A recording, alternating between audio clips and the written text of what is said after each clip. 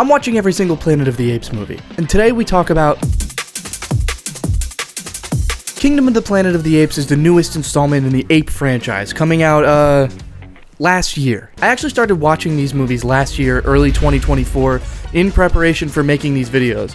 It took me a little longer than I'd like, but we made them eventually. All this to say, I was pleasantly surprised when a trailer dropped for a brand new installment in the franchise I was actively working through. I saw middling reviews, but then the movie started. The movie opens with a funeral for Caesar, led by Maurice! Also, let me just say, this was my girlfriend's first Planet of the Apes movie at all. I bet this felt like a bad acid trip watching a religious monkey figure be cremated on screen to start the movie. We get a title drop and some awesome horns, and we get another card that says many generations later. We are dropped into an entirely new world. The apes have spread out in different communities and tribes throughout the entire globe, and humans hardly exist to compromise their peace. The beginning of this movie centers around the Eagle Clan, which fucking rocks, by the way. I want to be one of them.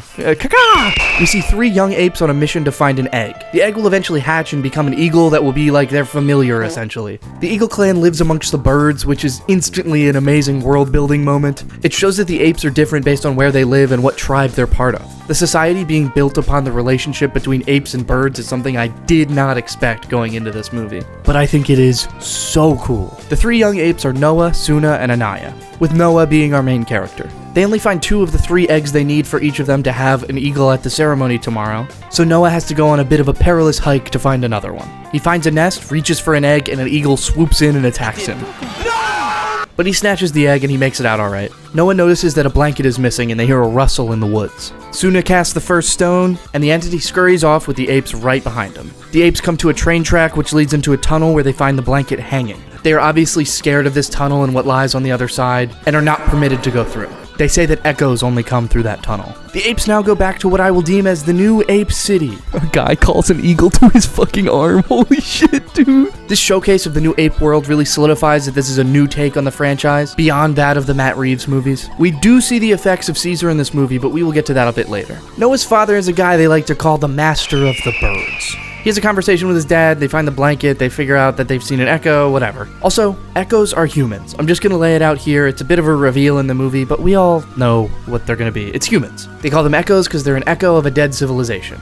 Look at that. Smart guy. Thinking. So tomorrow is bonding day, the day in which a young ape from the Eagle Clan will bond with the egg that he has found and eventually live on to be partners with that eagle forever, fighting crime, Batman and Robin style. Again, just gonna keep saying it, the birds are the coolest thing in the world. If I could have a falcon on my arm at all times, I would. Late in the night, Noah sees an echo in their food hut. She scurries away into the woods, but not before breaking Noah's egg by pushing him away. And he has to go off into the night and find a new egg before sunrise and before bonding day. He near instantly runs into perilous danger. Noah finds the apes they sent out to find the echo murdered. Now you'd think this was a human being's doing, right?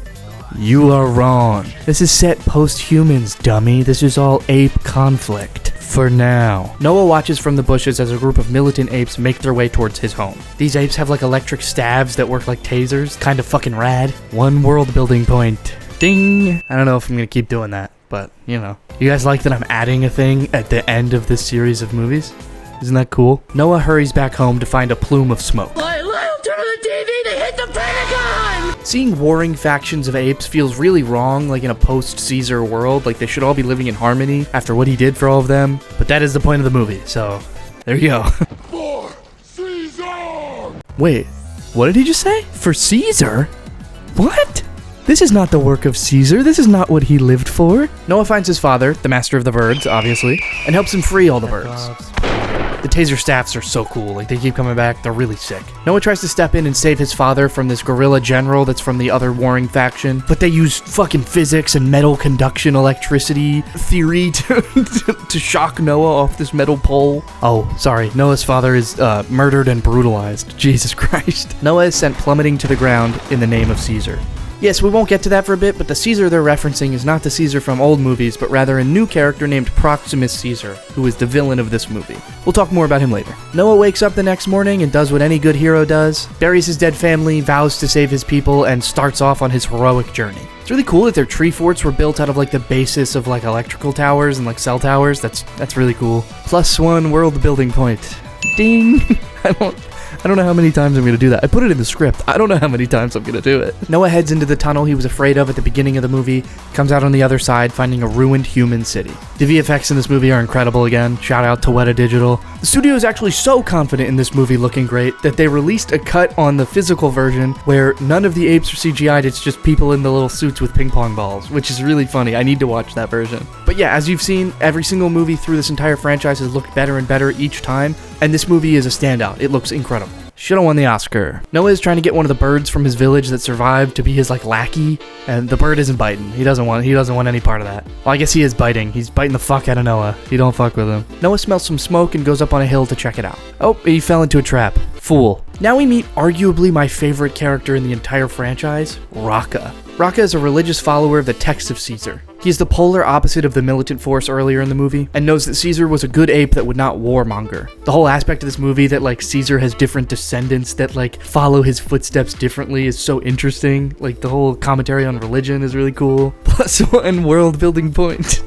Sorry I keep doing that. That's just one of the main reasons I love this movie, is that it builds an entirely new world for the apes to play in. Raka has a bunch of books. I don't even know what I'd call his analog in the modern day.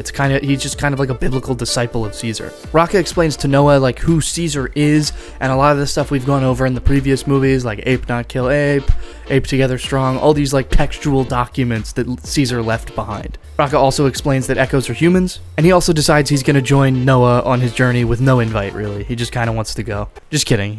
I love him. He can do what he wants. This movie very much feels like a video game in the way that Noah has a tragic event happen. He has to leave his home for the first time, and he meets a cast of colorful characters and encounters new quests to go on throughout the entire journey. I know that's silly because it's literally every adventure movie, but it really stuck out to me in this one that it felt like a video game. Loot get. The human has been following Noah since his village was burned down, and Raka likes the humans because Caesar liked the humans, so they're letting him come. So Raka throws her some food and is nice to her. Raka names her Nova, and he says that all humans are named Nova, but he doesn't really get why. It's just that Caesar named that one girl Nova in the movie in war, so I guess that's stuck as all humans are Nova. That's kind of funny. Which means he is reading Maurice's writings because Maurice was the one who named Nova in war, so that means +1. No, sorry, I said I'd stop. I'll be done. They start to have suspicions that this human is intelligent. Spoiler, she is. Raka is a real yapper. I could listen to him talk for hours. I love him. The apes run into a pod of zebras at the watering hole, which is so cool because it means that animals are living in new habitats because there's no zoos and they can just live wherever they want. It's kind of sick. Realistically, I don't know if zoo animals could live out on their own in the wild, but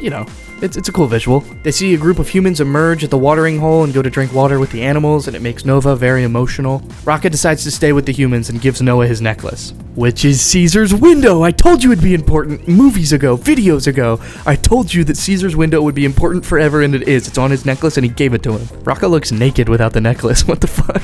As soon as Noah leaves, they all hear a horn, and the militant group of apes is storming the watering hole. Raka's departure from Noah is short-lived, and the gang is back together again. Mere moments later. Monkey Nut is back! Let's fucking go! Nova is being pursued by the militant apes, and Raka and Noah need to save her. Raka uproots a dead tree like a fucking beast and goes to help her. Then Nova stands up and screams. Noah grabs Nova. Man, I hope they change her name soon. It's really confusing. And they fight a few apes with the help of Raka to get away.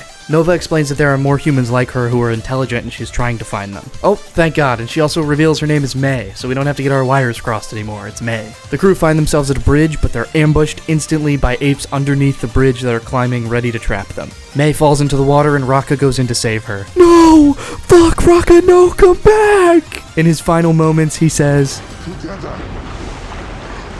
Strong." I'll be honest, the movie loses a little bit of juice for me when Raka leaves.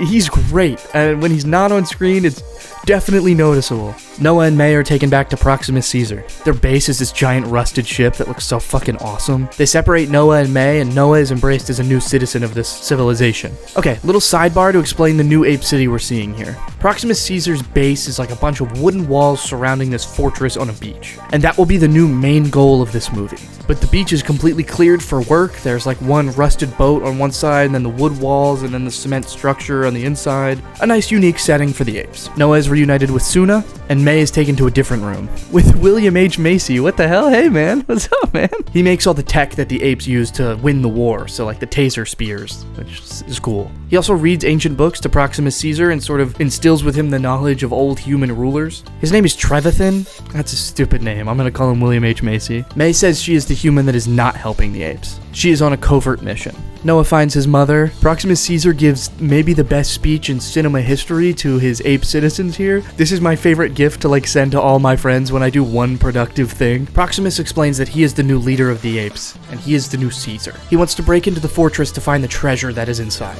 He uses the phrase ape together strong as this skewed parable to force the apes to work in this like camp he has going on just for his own glory. He is twisting Caesar's words into evil, which is such a cool idea. This movie really harnesses the power of myth and how things can be misconstrued and passed down incorrectly and taken completely different directions. It touches on religion in a way. I think that's cool. He is a false prophet of Caesar. William H. Macy has decided he's just gonna side with the apes for his own safety rather than try to fight for the humans. He explains that it's easier to just work for them than fight for revolution. Proximus explains to Noah and May that he's trying to get into this vault so that he can become a great ruler of the apes and unify all apes under his rule, which is a dictator. Bad. But he has to destroy all humans, lest they ever rise up again and put apes in cages again. They should put a monkey in jeans in this one. Give him jeans. The eagle finally accepts Noah. Let's go. I'm so jealous. Noah confronts May, and May explains that what is inside the vault is the key to all of human existence. She also explains to Noah the plot of the last 3 movies. Noah asks if water will destroy what is inside.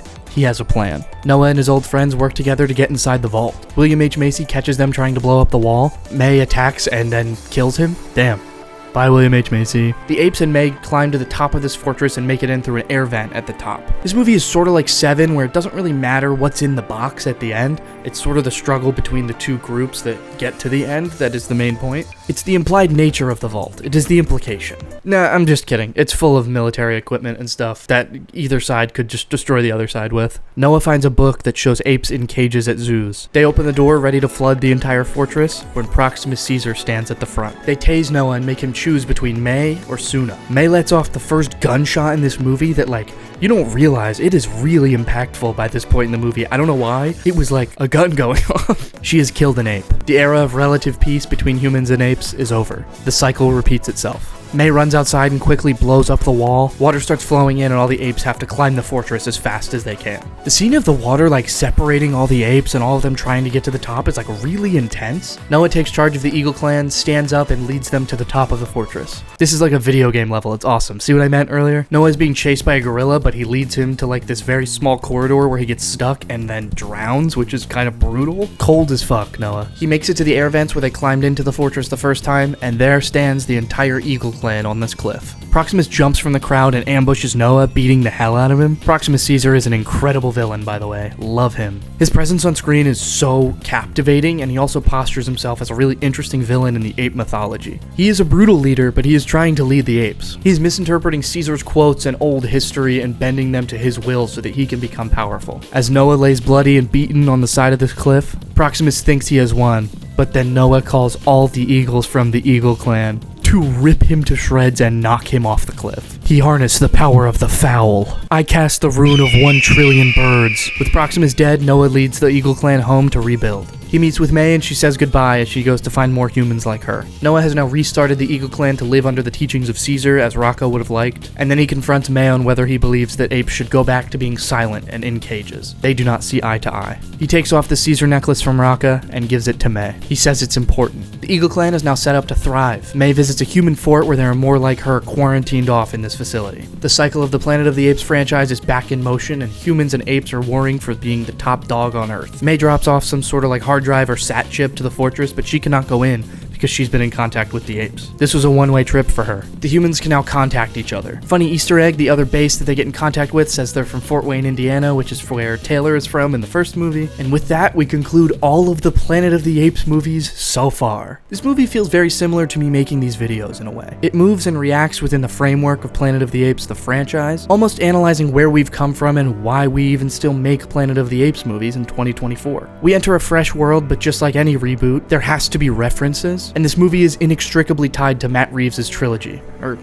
duology, I guess. Apes as a franchise is what? It's a director using the framework of an ape society as a mirror for our own society, and grafting what they have to say about that onto the apes. This movie removes us from that a little bit and puts us within the lore of the apes. It has the least amount of ties to like real world politics and more just mythology and religion. Proximus Caesar is like kind of an analog for like world leaders, but I feel like it's really not heavy-handed in any way. I feel like the main crux of this story is the legacy of Caesar, which is funny because I like this movie a lot even though it doesn't adhere to what I normally like about the Planet of the Apes franchise. Usually there's a specific topic or hot button issue that is discussed within the framework of the Apes movies, but this one is really just like, why are we the way we are? And why are the people before us influential to who we are now? But this one also may just be not specific or political because it is now a Disney property. I don't know. But the corrupt leader trope is not groundbreaking by any means. I mean, we saw Mickey 17 earlier this year. Like, people are still doing that all the time. This movie comes off as a legacy sequel in the most direct way, and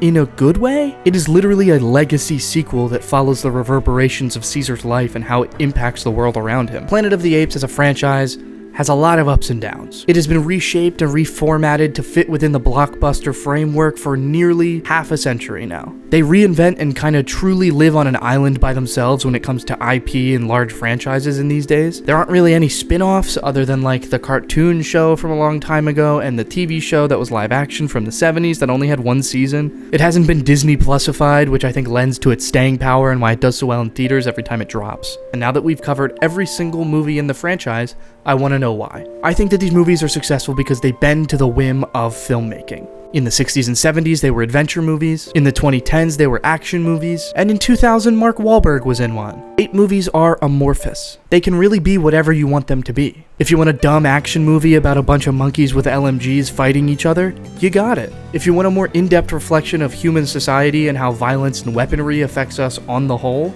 you got it. And if you want to see Mark Wahlberg kiss a humanoid ape, you fucking got that too, I guess. Planet of the Apes is a franchise that I know means a lot to my dad, which part of the reason I even started this. He always enjoyed and talked about them and even took me to see War in theaters, which, albeit I didn't remember. Watching through all these, I got to call him each time I finished one and see what he thought about it. And this is what Planet of the Apes is for me. It transcends generations. It now has two iterations that are just as important as each other in the oeuvre of film and pop culture. Looking back on watching these movies, I'm incredibly grateful that some of them were incredibly good and some of them were really bad, because it really shows the commitment to the vision of what they had for Planet of the Apes and the framework that they can use for literally anything. I love Planet of the Apes and I'm so happy I got to talk about them for all these videos. Thank you for tuning in. These videos have done incredibly well compared to what I thought they would do, so thank you for sticking around and watching them, and I hope you enjoyed watching all of these with me. Thank you for watching, giving me a shot, even if you didn't like me or what I had to say. Thanks for tuning in. This has been super fun, and I want to tell you all the plan moving forward. The next franchise we are going to cover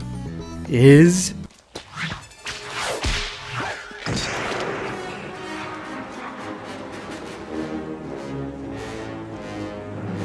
See you all next time. If you liked the video, like, subscribe, comment, tell me what you think. If you didn't like it, let me know why, I guess.